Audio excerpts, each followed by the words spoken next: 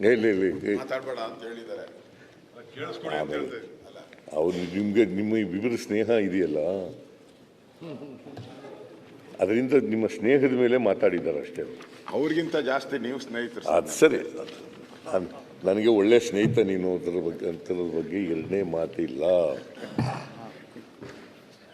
ಆದರೆ ಇಲ್ಲಿ ಅಸೆಂಬ್ಲಿನಲ್ಲಿರುವಾಗ ಒಂಥರ ಇರ್ತೀಯ, ಹೊರಗಡೆ ಇದ್ದಾಗ ಒಂಥರ ಇರ್ತೀಯ.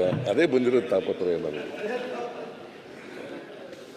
ಅವಾಗ ಚೇರ್ ಮಹಿಮೆ ಅಂತ ಅಲ್ಲಿ ಕೂತ್ಕೊಂಡಾಗ ಅವ್ರ ಹೆಂಗೆ ಆಡ್ತಾರೆ, ಆಚೆ ಬಂದಾಗ ಬೇರೆ ಥರ ಮಾತಾಡ್ತಾರೆ.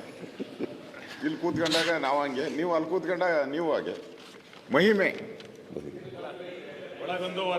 ಮಹಿಮೆ ಅನ್ನೋದಕ್ಕಿಂತ ಜವಾಬ್ದಾರಿ. ಕರೆಕ್ಟ್, ಜವಾಬ್ದಾರಿ. ಕೂತ್ಕೋ ಸುನಿಲ್, ಕೇಳಪ್ಪ ಮರಯ್ಯ. ಇವೆಲ್ಲ ನಿಮ್ಗೆ ಹೇಳಿಲ್ಲ ಅಂತ ನಾನು ಹೇಳ್ತಾ ಇದ್ದೀನಿ. ನೀವು ಹೇಳಿದ್ರೆ ನಾನು ಹೇಳ್ತಾನೆ ಇರಲಿಲ್ಲ. ನೀವು ಒಳಗೊಂದು ಹೊರಗೊಂದು ಸ್ನೇಹ ಇದೆ ಅಂದ್ರಲ್ಲ, ಸ್ವಲ್ಪ ವಿವರಣೆ ಕೊಡಿ ಅಂತ ಕಷ್ಟ. ಒಳಗೊಂದು ಸ್ನೇಹ, ಹೊರಗೊಂದು ಸ್ನೇಹ. ಒಬ್ಬನೇ ಸಿಕ್ಕು ಹೇಳ್ತೀನಿ.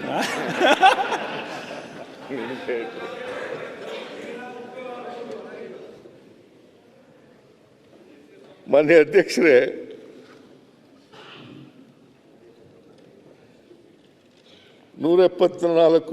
ಇದರಲ್ಲಿ ಇಂಡೋನೇಷ್ಯಾದಲ್ಲಿ ಫುಟ್ಬಾಲ್ ಸ್ಟೇಡಿಯಂನಲ್ಲಿ 174 ಜನ ಮೃತಪಡ್ತಾರೆ ಕಾಲು ತುಳಿತದಲ್ಲಿ. 2025 ಜೂನ್ನಲ್ಲಿ ಪ್ಯಾರಿಸ್ನಲ್ಲಿ 2 ಮರಣ ಆಗ್ತಾರೆ. ಪ್ಯಾರಿಸ್ನಲ್ಲಿ, ಫ್ರಾನ್ಸ್ ದೇಶ, ಪ್ಯಾರಿಸ್ನಲ್ಲಿ ಆಗ್ತಾರೆ. ನಾನು ಯಾಕೆ ಈ ಮಾತುಗಳನ್ನು ಪ್ರಸ್ತಾಪ ಮಾಡ್ತಾ ಇದ್ದೀನಿ ಅಂತಂದರೆ, ಕಾಲು ತುಳಿತ ಭಾಳ ವರ್ಷಗಳಿಂದ ನಡ್ಕೊಂಡು ಬಂದಿದೆ. ನಮ್ಮ ದೇಶ ಅಷ್ಟೇ ಅಲ್ಲ, ನಮ್ಮ ರಾಜ್ಯ ಅಷ್ಟೇ ಅಲ್ಲ, ಬೇರೆ ರಾಜ್ಯಗಳಲ್ಲೂ ಕೂಡ ನಡೆದಿದೆ, ಜಗತ್ತಿನ ಬೇರೆ ಬೇರೆ ದೇಶಗಳಲ್ಲೂ ಕೂಡ ನಡೆದಿದೆ ಅಂತಕ್ಕಂಥ ವಿಷಯವನ್ನು ಸದನದ ಮುಂದೆ ಪ್ರಸ್ತಾಪ ಮಾಡಲಿಕ್ಕೋಸ್ಕರವಾಗಿ ಈ ವಿಚಾರನ ಹೇಳಲಿಕ್ಕೆ ಬಯಸ್ತಾ ಇದ್ದೇನೆ. ನಾನು ಸುರೇಶ್ ಕುಮಾರ್ ಅವ್ರನ್ನ ಭಾಳ ಓದ್ಕೊಂಡಿದ್ದಾರೆ, ಸೂಕ್ಷ್ಮಜ್ಞರು ಅಂತೆಲ್ಲ ಅಂದ್ಕೊಂಡಿದ್ದೆ. ಯಾಕೋ ಇವತ್ತು ಇದರಲ್ಲಿ ಈ ಪ್ರಕರಣದಲ್ಲಿ ಮಾತಾಡುವಾಗ ನಮ್ಮನ್ನೇ ಅಬೇಟರ್ ಅಂತ ಕರೆದುಬಿಟ್ಟಿದ್ದಾರೆ. ನನ್ನ ನಂಬಿಕೆ ಸುಳ್ಳಾಗಿದೆಯೋ ಸತ್ಯ ಆಗಿದೆಯೋ ಅಂಥದ್ದನ್ನು ಬಹುಶಃ ಅವರೇ ತೀರ್ಮಾನ ಮಾಡಬೇಕು ಅಂತಕ್ಕಂಥ ಮಾತುಗಳನ್ನು ಹೇಳಲಿಕ್ಕೆ ಬಯಸ್ತಾ ಇದ್ದೀನಿ. ಆದ್ದರಿಂದ ಮೊನ್ನೆ ಅಧ್ಯಕ್ಷರೇ, ಈ ಕಾಲು ತುಳಿತ ಅಂತಕ್ಕಂಥದ್ದು ಭಕ್ತಿ ಪ್ರಾರ್ಥನಾ ಮಂದಿರಗಳಲ್ಲಿ, ಆಮೇಲೆ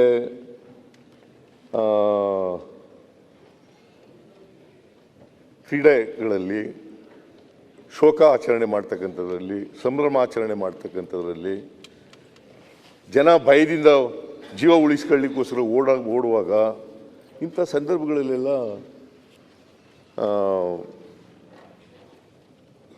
ಈ ಕಾಲು ತುಳಿತಗಳು ಆಗ್ತವೆ. ಆಮೇಲೆ ಸುರೇಶ್ ಕುಮಾರ್ ಇನ್ನೊಂದು ಮಾತು ಹೇಳಿದರು, ಸಮೂಹ ಸನ್ನಿ ಅಲ್ಲ,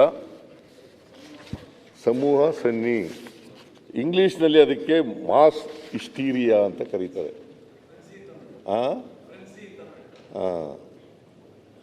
ನಾನು ತಿಳ್ಕೊಂಡಿರೋದು ಮಾಸ್ ಹಿಸ್ಟೀರಿಯಾ ಅಂತ. ಎರಡು ಒಂದೇ ಅಲ್ವಾ? ನನಗಿಂತ ಸ್ವಲ್ಪ ಇಂಗ್ಲೀಷ್ನಲ್ಲಿ ಚೆನ್ನಾಗಿ ಗೊತ್ತಿದೆ ಅವರಿಗೆ. Mass hysteria. ಯಾಕೆ ಮಾಸ್ ಹಿಸ್ಟೀರಿಯಾ ಆಗ್ತದೆ? ಇದು ತಪ್ಪಿಸ್ಲಿಕ್ಕೆ ಸಾಧ್ಯನಾ?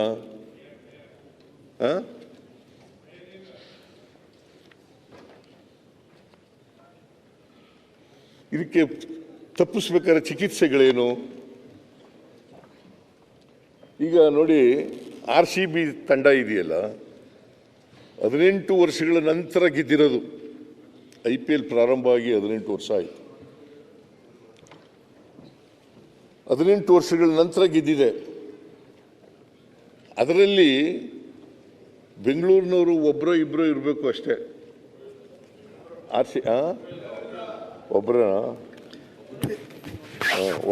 ಒಬ್ಬರಿದ್ದರು. ಅವ್ರು ಯಾರೋ ಅವರು ರಣಜಿ ಟ್ರೋಫಿ ಅಧ್ಯಕ್ಷರಾಗಿ ಕ್ಯಾಪ್ಟನ್ ಆಗಿದ್ರಲ್ಲ, ಗೊತ್ತಿಲ್ವಾ? ನಿಂಗೇನು ಗೊತ್ತಿಲ್ಲ, ಕ್ರಿಕೆಟ್ ಗೊತ್ತಿಲ್ಲ ಚಿನ್ನರಪ್ಪ?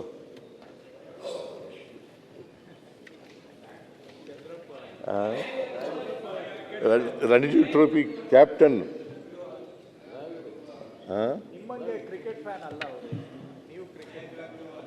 ಕ್ರಿಕೆಟ್ ಫಾಲೋಯರ್ ನಾನು ಅಷ್ಟೇ, ಫ್ಯಾನ್ ಅಲ್ಲ.